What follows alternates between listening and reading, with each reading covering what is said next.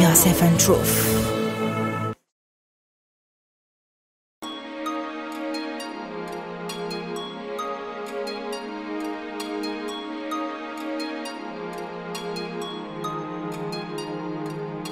En français, on l'appelle lieu de repos. Noflaye est un village qui se trouve dans la commune de Sangalkam, département de Rufisque, région de Dakar. Une localité qui est constituée de plusieurs ethnies, mais la plupart sont des Peuls. Ces ressources locales reposent le plus souvent sur l'élevage et l'agriculture. Mais de nos jours, le commerce semble prendre le dessus. Votre télévision Seven Truth va à la découverte de ce merveilleux village. Son chef de village nous accueille chez lui avec beaucoup de courtoisie. Heureux de nous rencontrer, il nous explique la source du nom Noflaye, nous raconte comment était cet environnement, sans oublier de nous évoquer la cohabitation entre les différentes appartenances ethniques et religieuses. Assalamu alaikum. Je suis Omar Diop, chef de village de Noflaye. ñee dañ ma seet ci tey ñu am waxtaan bu ñu war waxtaan bu gàtt rek ma am mbégte trop nag si ñëw bi waaw jërëjëf chef de village ñu ngi am mbégteel tamit bu baax si daleen bi macha allah ñëw nañ dal nañu bu baax a baax am nañ si bu baax reconnaissance papa bu ñu waxee Noflaye tur bi déjà fu mu cosaanoo waaw bu ñu wax Noflaye parce que noonu fii bi ñu fi ñëw en 60 parce que noonu ñu ngi dëkkoon Njaxiraat di ñëw fi en 60 bi ñu fi ñëw fii boobu arrêt la daanaka ay amul kër yom solo ay joolaa lañ fekk ak benn yëpp nga foofa na moo daan liggéey si affaire yi bant bon def benn arrêt boo xam ne bi dañu daan dajale bant pour oto yi di ko jël di yóbbu bon ñu bind benn tableau bind fi samp Sangalkam joolaa bon bi ñu ñëwee en 60 nag tableau boobu sa papa di ko dindi ne fii kat mooy Njaxiraan Njóobeen parce que fa lañ dëkkoon mu doon Njaxiraan Njóobeen bon ay jafe-jafe moom la fa jëlee ñàkk oto ñàkk yu bëree bëri muy xam ne am fa woon moom la taxu ñëw fi tabu sa tali bi li mu ñëwee ne mu ne fii mooy Njaxiraat Njóobeen moo officiel wax mais si biir loolu nag dafi amoon Noflaye parce que Noflaye booy xool mooy fii si virage bi bon Noflaye nag dafa am ñetti kii yoo xam ne moo andi turu Noflaye parce que booy xool am na fi dëkkoon ku ñëw bee Tamsir Diallo ndar la amoon fi tool bon ñëw dëkk bi après bi neex ko torop mu fiyax ba garab yeeg yooyu yëpp mu ne fii de xanaa mooy Noflaye fi la ñuy faral di noppaloo ko bon fekk loolu am na lu ko jiitu parce que li ko jiitu mooy booba yoon amu fi ay ngëleem ñoo daan yëpp dund bi di dem Kayaar di yëpp jën yi di yóbbu Dakar bon bi ñëw fii ne moom fi fu daan noppaloo ko moom fi arrêt boo xam ne bii booba forêt bi boobu nekkagul forêt mais dafa am séeréer yu fi ne woon daan fi jam conkom bon def benn arrêt nag bu ñu génnee conkom mi am fu ñu koy teg di xaar booram gëléem yi bu ñu sëf leen ko ñii dem Kayaar ñii dem Dakar ñii dem Jandeer bon arène boo xam ne bi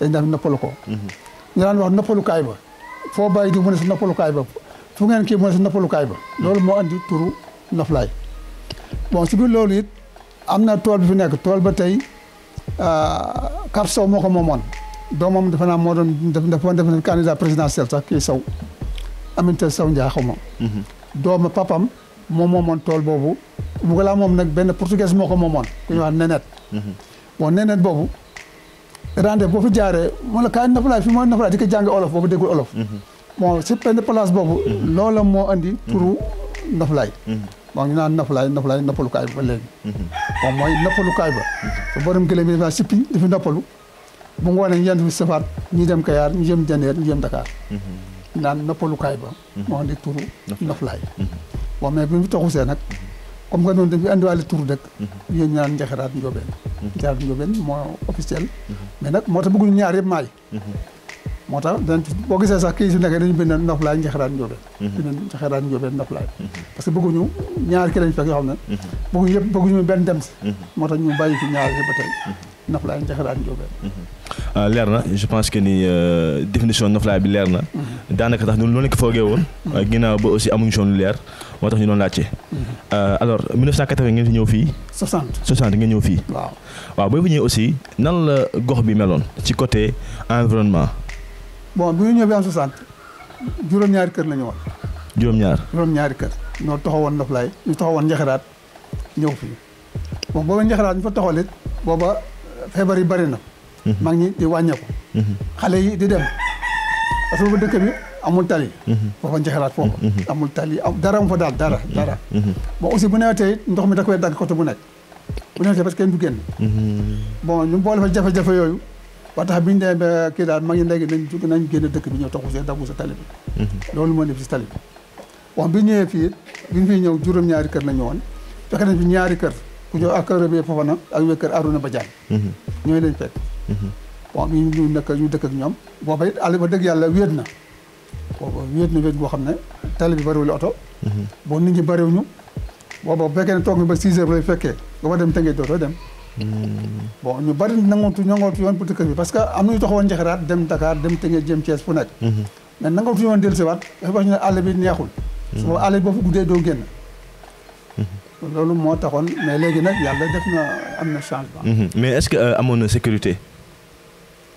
non sécurité bi c'est que booba nit ñi ak ni mel léegi bokkul booba lu bon nit ñi amoon nañu wóor tuuti.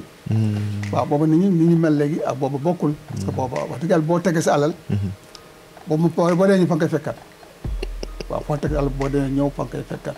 booba nit ñi bëriwul ñu lool mais nag amuñu woon rek jubadi bëriwu fi woon. jubadi bëriwu fi woon wax dëgg yàlla. waaw amuñu woon sécurité pour tooñ ak def yi amu fi woon. booba daal wax dëgg yàlla. amuñu woon ay jafe-jafe daal. waaw. bu ngeen ñëwee aussi nekk ni rafetoon trop yéen ñi nga xam te ne fi nekkoon. waaw bi ñëwee nekk bi rafetoon na trop parce que booba bi ñëwee sama papa mu comme chef de village. boo ñëwee daan léegi demal fi dëkk ba yem boo soxlaa nga dagg sa kër dëkk mais boo demee bul jaay. boo dëkkee bu fekkee da ngay dem. bàyyil bu ko ñëwee dëkk boobu daawuñ jaay kër. da ngay ñëw rek nga demal fii dëkk bi yem nga samp lu la doy nga dëkk. boo fekkee dëkk nga ba parce que boobu liggéeyukaay la woon. waaw fu ne li ñu daan ñëw di fi liggéey. ñu di noorse di dem. boo fi noor yi boobu patron yi jënd nañ tool bi yëpp àll bi yëpp. bon di jël surga yi. bon dañ fi daan ñëw di liggéey di noor bu nawetee di dem bayi. bon boo ñëwee nag ba sa xel nekk si dëkk. boo ñëwee danaa demal dëkk waaye nag bul jaay booy dem. dëkk rek boo mantul dëkk booy dem bàyyi bu ko ñëwee dëkk. boobu nag xamuñu. jaay su boobu ku ñu wax dañ lay xajal nga dëkk. macha allah alors ñu gis ni kat jamono di dox dëkk bi aussi di évoluer ci anam yu bëri tey boo ñu expliquer li nga xamante ne mooy démb ak tey est-ce que ñu ñëw tey aussi ñu ngi fàttaliku démb est-ce que xale yi ñu ngi bàyyi xel ni démb Ndefleng ñi la meloon. waaw am na ñu koy bàyyi xel mais xale adduna lépp noonu la doomu aadama mel noonu. parce que nee nañ loo jëmbat jëriñoo keram bu mu des nit. mais nag teewul nag am na ñu góore ba tey fàttaliku démb. doomu aadama nag ñun ñëpp booy dëkkal ñoom da nga leen di xam ne addina noonu la. addina day dox. bon addina doxoon ba àgg foo xamante ne fii tey bon nii nit ñi ñëwee rek da nga ma dëkk ak ñoom. waaw parce que addina dafa bari tànk. wax nga wax sànq sa waajur moo nekkoon chef de village bu njëkk bi mu jóge fii sa mag ñëw. mu jóge fi nga di nga nekk fii. ndax tamit cëru chef de village bi waa dëkk bi jox nañ la ko ni mu waree. waaw parce que cër bi ma jox nañ ni mu waree parce que bien fii toog en 85. booba xale laa. booba presque maa ngi toog ay 40 ans. mais amul xëccoo amul si benn kii. jox nañ ma cër bu mat sëkk. ne ma sa waajur ma fi ne woon doy nga nu ma ànd ak ñoom. ne ma ànd ak ñoom ba léegi wax dëgg yàlla rafetaay wala ànd ak ñoom. parce que léegi dem nañu ba ñun ñëpp nekk ay bokk. parce que léegi am na pël yu fi toxuse. am na séeréer yu fi toxuse. am na ñeneen ñu fi toxuse. tey dem nañu ba nekk bokk parce que takk nañ si joolaa yi. takk si séeréer yi takk si pël yi. fi mu daan ñun ñëpp jaxasoo nañ jaxasoo ko. parce que pël yi takk nañ si séeréer yi séeréer yi takk nañ si pël yi olof yi takk nañ si pël yi xam ni ki nag bu seen dara xasee ba jaxasoo ay bokk ngeen. tax na léegi dëkk bi daal léegi. ñëpp ay bokk lañu ñu ko joxante or bu mat sëkk yi. ñu joxante or na bu mat sëkk. lépp lu si waay xewle. ñu taxaw si. waaw macha allah ñu gis ni kat kon mën nañu wax ni kat cohabitation bi am na solo trop nit yi ñu ngi dugalante ñu ngi génnante. sekk nañ jàmm loolu aussi nekk li ñu rafetlu bu baax a baax bu ñëwee si côté ndaw yi ñu gis ni kat dëkk bi léegi comme dëkk yëpp ndaw yi responsabilité am na si ndaw yi waaye tamit bëri na ay appartenance muy si politique muy si wàllum football am na 3 ASC muy ci lu bëri. bëri na ñoo xamante ne daam fu ñu féetee ndax tey gis nga ni malgré que ni ku ne am fa féetee bu dëkk bi jotee dinañ xool ni ngi dajaloowee tey ba nekk benn ba booloo ba fàtte affaire appartenance yooyu noonu. waaw loolu am na. parce que xam nga jamono day dox. addina moo tuddee noonu. comme ni ma la ko waxee rek toog na tànk yëpp xalaatuñ ko woon. mais jamono moo dox bàgg fi tey. bon politique bi dugg leneen dugg. bon politique nag. fu mu dugg ñaare il faut mu am fa tuuti xàjjoo du mën a ñàkk mais nag ak lu mën a am rek nañu fàttaliku ne li fi jaar lu nekk. day jàll lu desaat. chaque fois dama leen koy wax dama naan léegi saa yu campagne jotee wala leneen dama naan jour wote ba bu dee dimanche fàttaliku leen lundi ba. xam ne tamit wote bi day jàll dimanche lundi ñu desaat. kon li fi nekk lu fi jaar lu nekk rek nañ koy bàyyi bu jàllee. bàyyi xelit si ba mu ñëwagulee. parce que noonu la woon lii dafay ñëw day dem bàyyi ban. parce que naam xale it wax dëgg yàlla ñu ngi politique. mais nag boole ñu si yaree ko boo benn violence. waaw ñu ngi politique kenn ku nekk nag. yaa ngi xool ba sa xel dal. fa la neex nga aw fa mais bu paasee rek ñëpp nañ daan daal nekk benn. waaw ñu amuñu benn jafe-jafe boo xam ne si biir wàllu politique pour jotee wala yeneen ak yeneen. même ci wàllum ASC yi. même si wàllu ASC yi amu si benn xalaat. jafe-jafe parce que man maa ngi leen yilif ñoom ñëpp. mais xam naa fu ma si dem rek. xam naa daal dina ma leen di gis sax xam naa ñu benn la. waaw amuñu benn jafe-jafe. macha allah mooy village des Tortues gis nañu mu ngi Noflaye tey ban impact la am si dundu social lu Noflaye bi. waaw village des Tortues yàggu fee ñëw lool parce que Kër Ndiaye loo ne woon. Kër Ndiaye loo. waaw ñun ñoo bokk nañ si dox li ko fii andi. bon mais it mu ngi si gis tuuti njëriñ. parce que am na xale yu fay liggéey. bon si ay jamono am na tubaab yi fi ñëwoon ne bon ñëw ba fii ñu waxtaan ak ñoom ñu defal ñu benn association bon jàppale jigéen ñi may leen ay machine may leen juróom-ñetti machine bon tabaxal leen benn centre ñuy ñëw yoo xam loolu foofu la jaari ba loolu am fi. kon moom am na impact boo xam ne mu ngi koy def si biir dëkk bi. Justement, ce centre appelé Village des Tortues a le mérite d'être visité. Ainsi, nous sommes partis à la découverte de ce valeureux centre. Ousmane Diouf est le secrétaire du Village des Tortues. Il revient sur la création de ce centre et sa relation avec le village de Noflaye. Donc voilà, je suis Ousmane Diouf. Donc, je suis secrétaire administratif. Avec mon collègue Mohamed Lamine Diagne. Moi, je suis directeur.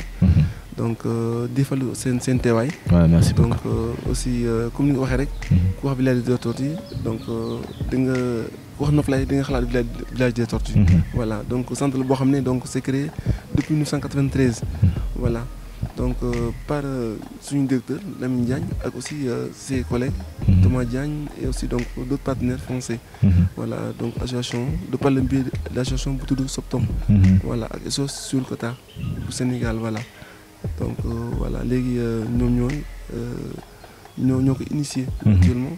Donc, c'est tout du Sénégal, mon piloté. Voilà. Okay. C'était quoi l'objectif au départ? Donc, c'est un centre d'études de protection et de traitement des tortues. Parce que vu que donc, les menaces sur cette espèce, donc, ça dépasse. Et donc là, on a créé cette association pour préserver donc, les tortues au niveau du Sénégal et en Afrique même. Voilà.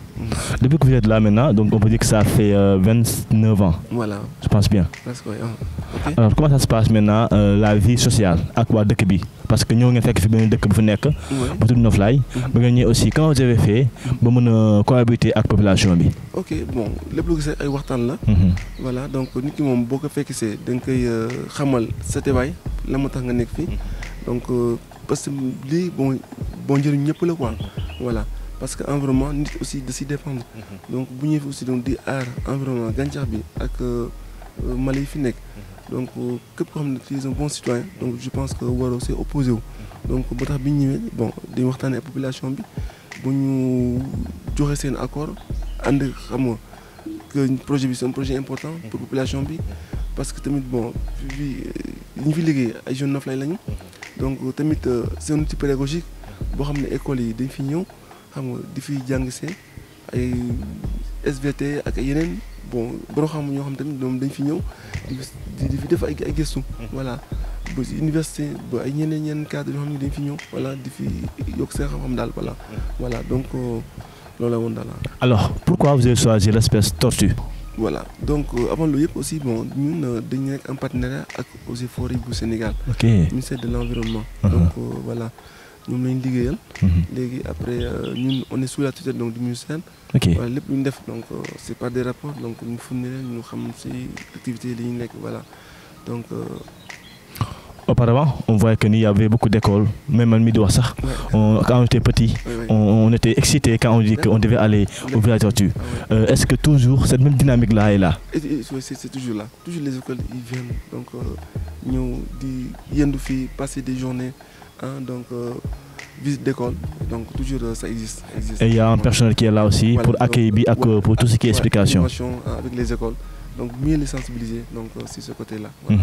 Alors au niveau aussi emploi, quels sont les gens que vous avez préféré prendre pour ce travail-là? Bon, les gens qui sont capables donc vraiment de pouvoir gérer ce centre, voilà, qui ont au moins l'amour surtout, donc la passion donc sur les tortues aussi vraiment, donc ñu xam ne dañu mën a aar mën a seen xam-xam dina dem si aar mënaat, voilà.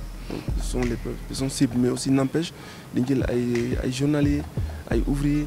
Si on a des travaux, donc nous, au niveau de Nofly, on les fait venir. Voilà, effectivement. Donc Nofly est pris en compte. Exactement. Effectivement. Donc, voilà.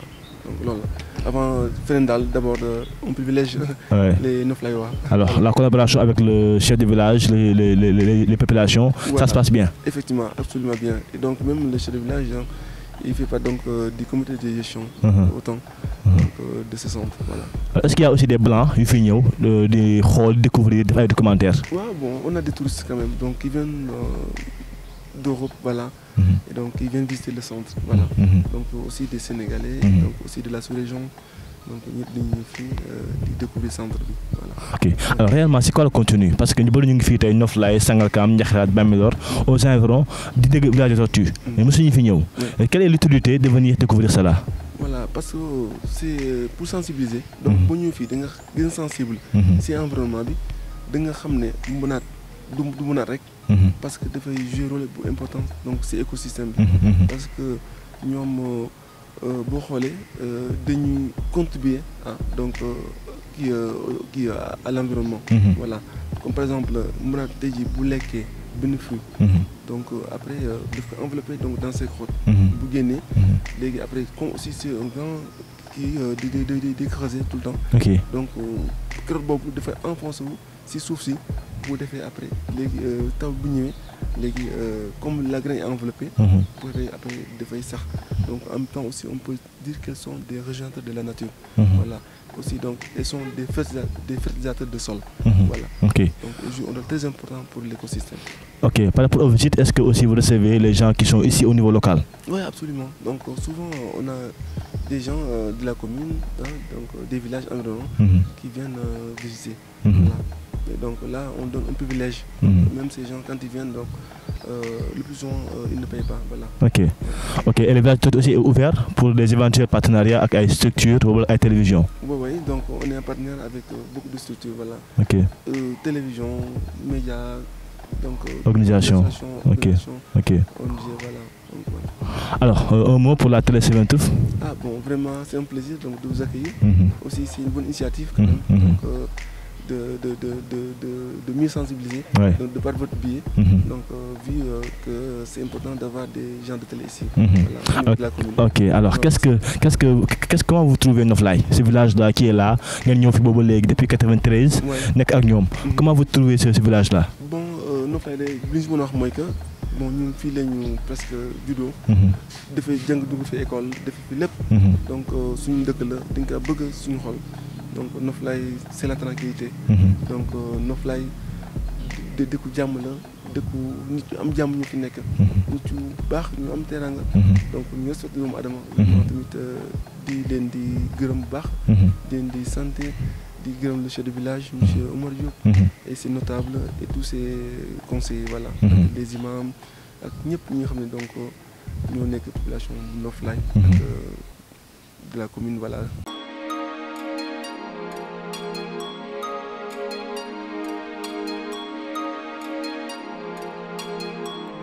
L'éducation est l'arme la plus puissante qu'on puisse utiliser pour changer le monde, disait Nelson Mandela. Eh bien, ceci nous mène à l'école élémentaire de Nofly, où nous avons trouvé sa directrice qui nous parle de la gestion de cet établissement scolaire, ses impressions par rapport au village de Nofly et ses problèmes rencontrés.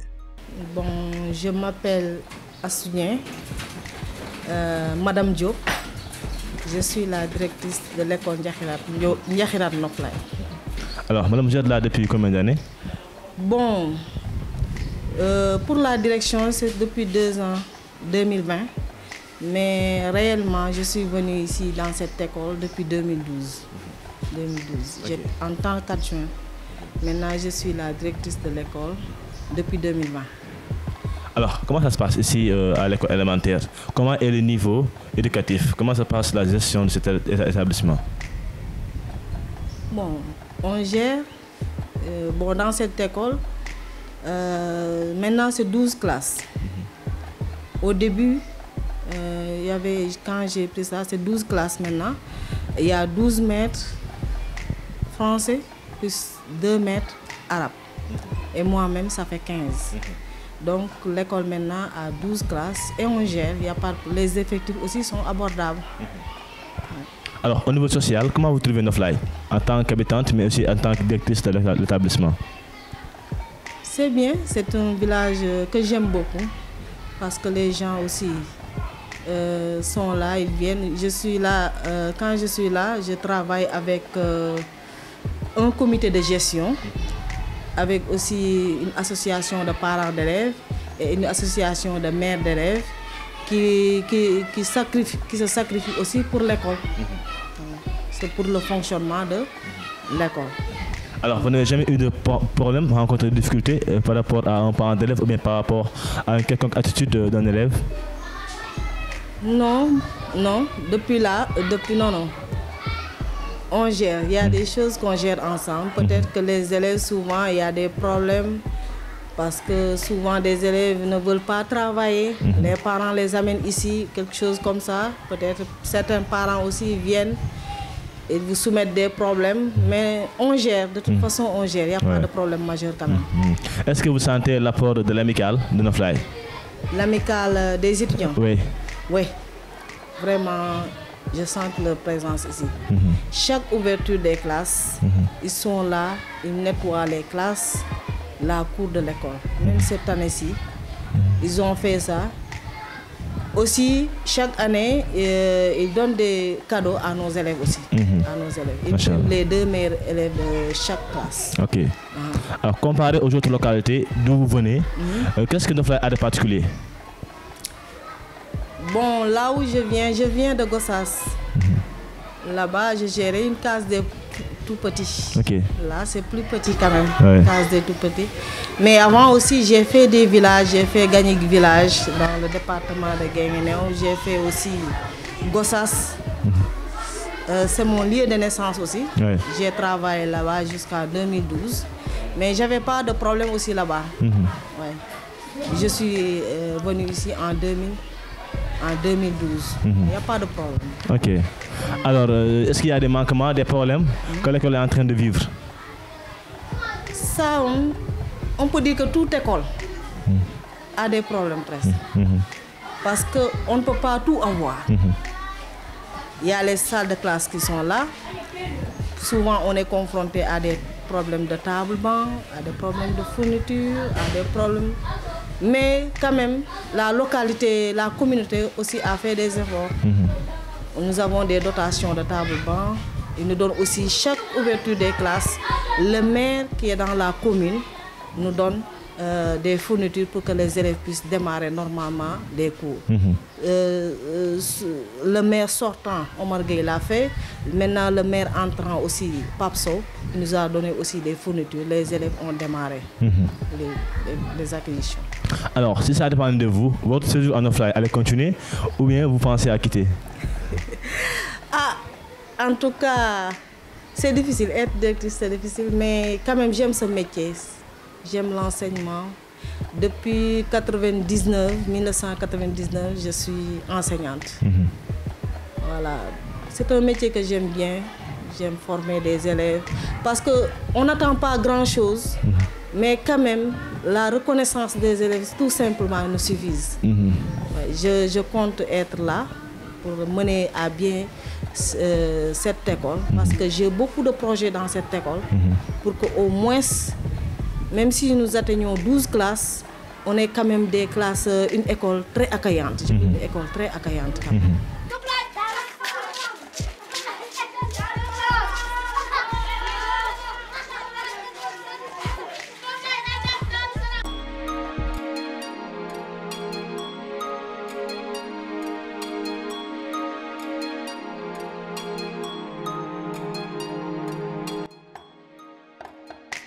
Noflaye est aussi un village qui regorge d'une jeunesse mature, unie et responsable, si l'on se fie au dire du vice-président du foyer des jeunes. Que Noflaye fait partie des villages exemplaires. waaw parce que boo xoolee loolu à part nawetaan fii affaire de ASC dañ koy jël teg à côté parce que li ma la mën a wax fii mooy à chaque fois fii nii place CMK service fi nga seen nii jeunes yëpp fi la ñuy daje ay Bendoula ASC Pastef ak ASC NDS fii la ñuy daje kon affaire de ASC man mën naa ne nawetaan donc mooy tax loolu am quoi.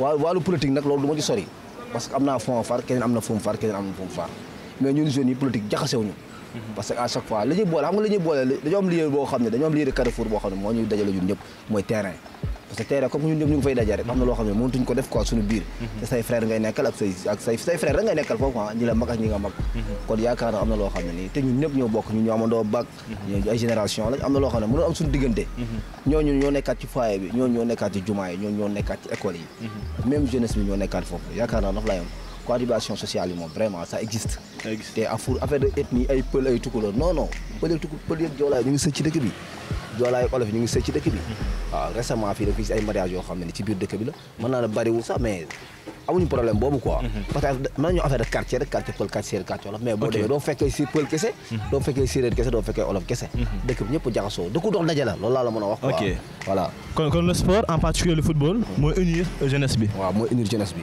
ok c'est le facteur commun quoi. ok je vois alors au-delà de la cohabitation maintenant jeunesse bi tey est-ce que mu ngi booloo quand il le faut tey bu intérêt Noflaye taxawee est-ce que les gens sont autour de l'essentiel pour défendre li nga xamante ni mooy cause dëkk bi. ben loolu moom dinaa ci sawaree wax loolu parce que position bi ma nekk pour mu wax ci loolu moom c'est pour ma mën ci wax day yomb quoi. vu que je suis le vice-président du foyer des jeunes de Noflaye en même temps maa ngi saluer ci passage bi mon frère le président du foyer. Gallo Sow comme que il est absent moom laa fi nekkal daana ko. foyer bi moo ñu boole nag moo ñu gën a boole nag vraiment même bu fekkoon booloon nañ sax foyer bi dañoo gën a boole parce que maa ngi fàttaliku fi ndogu bi ñu defoon fii rek dëkk bi yëpp a génnoon foyer bi ñëpp a génnoon ñëpp ay maire yi waa dëkk bi jeunes yëpp a génne boolewaat foyer bi te foyer bi affaire bi xam nga ñetti ASC si biir dëkk bi yëpp ñoo ngi ci foyer bi dañoo boole ba nga xam ne am na ñoo xam ne doo leen xamoon woon sax xamoon leen bu baax sax mais foyer bi moo tax nga xam leen ak ñoom seen capacité yi nekk te foyer mën na ay intellectuel rek ci nekk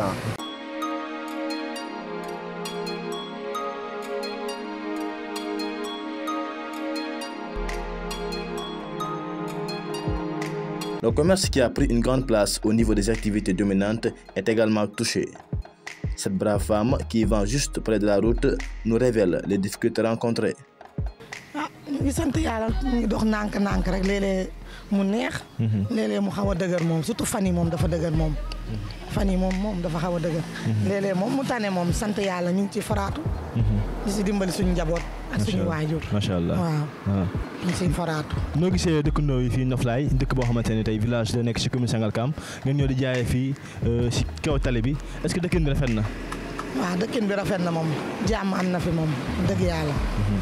rafet na sant yàlla bu baax am na jàmm moom. monsieur am problème seen biir fii yéen jaaykat yi. léeg-léeg du ñu am problème mais mënta ñàkk. ay nit moom buñ bëñ ak làmmiñ sax dañuy laalante. waaw dëgg la mais bu ñu paree dañuy àndaat nekk benn. waaw. est-ce que waa dëkk bi aussi ñu jënd si gis nañ garage bi su ëpp oto ñooy romb gaare jënd. waa Dakar yi moom ñoo koy jënd. waa Dakar yi. waaw ñii romb nii. ñoo koy jënd ñoo gën a xam fruit bi daal. lu ci ëpp daal dëkk bi moom dinañ jënd mais quelques nit rek. waaw mais waa Dakar yi. ok ñoom ñoo tax ñu teg fii moom wax dëgg yàlla. seen bagage yi fi mu jógee lu ci ëpp. si àll bi rek ay ndooyeen fu ne la ñuy dem ay nooto fii moom amatul côté yi moom amatul fruit. fii nii amatul si champs yi. yëpp dagg nañ ko ay kër ñun fu ne la ñuy dem ay nooto fu ne.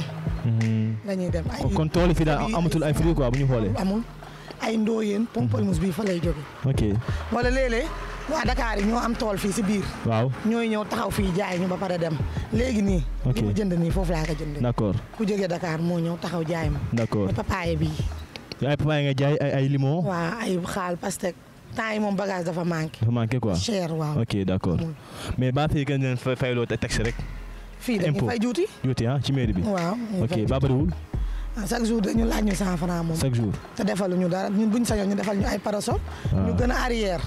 ñu defal ñu ay parasol yu baax yoo xam ne. naaj bi duñu sonal te du yàq suñu njaay. waaw loolu lañ gën a bëgg. mbaa amul danger ak tali bi nga jege nii rek. am na danger moom waaye nu ñuy def. waaw buñ ñëwoon gën ñoo organiser defal ñu ay mbaar yu baax. boobaa ku ne la yem ci mbaaram. mais comme que amuñu. ay mbaar da ngay gis ñuy pousse chaque jour si kaw tali bi. waaw dëgg la te gënaluñu sax ñun. buñ sañoon dañuy gën a arrière. waaw mais quand même fi am na jàmm quand même Noflaye gisoo si benn problème jàmm a ngi fii. suñu problème moom wax dëgg yàlla.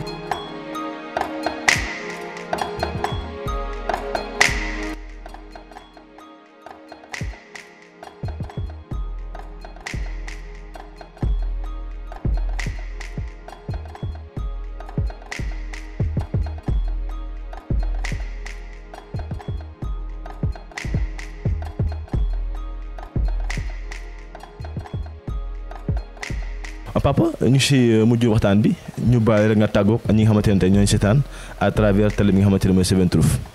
waaw xanaa di leen sant di leen gërëm rek comme ni ngeen ko waxee rek yàlla dimbali ba télé am fii tey Sangalkam ay jamono si ginnaaw woon metti woon na te bu nee ba lii lépp am dañuy sant yàlla sant kilifa yi fi nekk tamit parce que duñu bàyyi ñu fàttee sant it ku mel ni ministre Omar Gueye parce que def na lu bari si développement fii def na fi lu bari parce que yàgg na fi te dugg na loxoom si yu bëree bëri kon nag nit ki nag bu amee dañ ko war a sant ñi nga xam ne ñoo fi nekk it dañuy góorgóorlu teg seen tànk fu mu tegoon tànk jàppale ñëpp bañ a boddankonte bañ a xëccoo bañ a xuloo parce que defar kuy defar doo xàjj ko kuy defar doo xàjjale nañu fexe daal ba ñëpp nekk benn ñu àndandoo parce que mbooloo mooy doole waaye boo jëlee kii bàyyi kii rek ñëw nga doole nañu ànd ñu ñëpp daal jéem a defar loolu moo am solo macha allah. Un reportage qui nous permet de découvrir la richesse et l'histoire du village Noflaye. Toutefois, un reportage exclusif est réservé au centre village de Tortue où nous avons effectué une grande visite. Pour ne rien rater, merci de vous abonner à travers notre chaîne YouTube Seven Truth Entertainment.